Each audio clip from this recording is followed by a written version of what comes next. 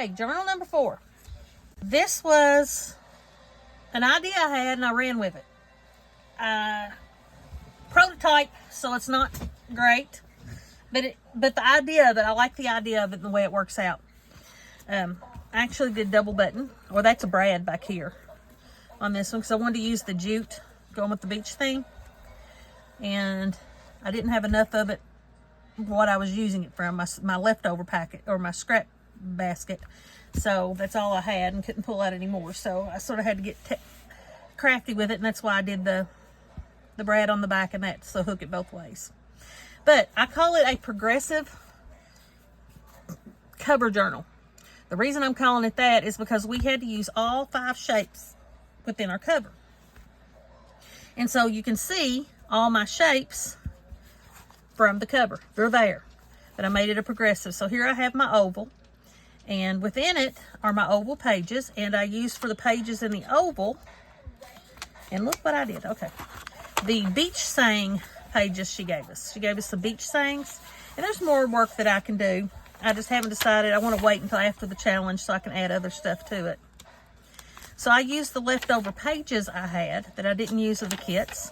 The Beach Time kit, the At the Beach, and the Bathing Beauties, what I had left over in for the pages. So there's the ovals. Some of them are decorated. I put some of the elements we had to do through it. And then you have the last, there's the oval shape. Then you go into your circle and added the charms to each of the covers. Added some leftover pieces of lace and stuff that I had. These were all bigger pieces of leftover that I cut up.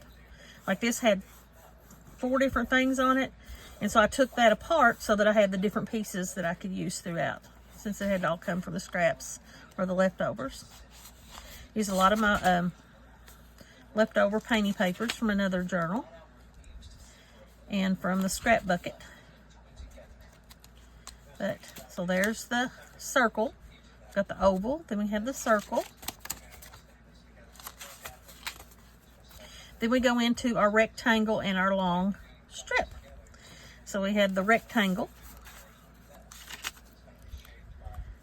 Said everything's the leftover pieces or pages that I didn't use. And I've got the elements sort of hidden in here else in different places. I'm probably not going to end up showing all of them, but they're here. I do promise they're here to match the challenge. This is, I didn't have a 6-pack, so I used where it had 6 images of the postcards. And so that's my 6-pack. I sort of, because I didn't have any more in the print, and I wasn't printing any extra stuff out, so that's what that is. Some more of the quote pages. And so there's that. And then it goes into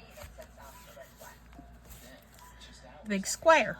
And so this is my square, and as you can see, it's a square. And so my last one is square. I think this type would make a really good glue book. I do think it would make a really good, that will fold out into the flip out in there. I think this particular one would make a really good glue book type of mixed media type of fun book to play with.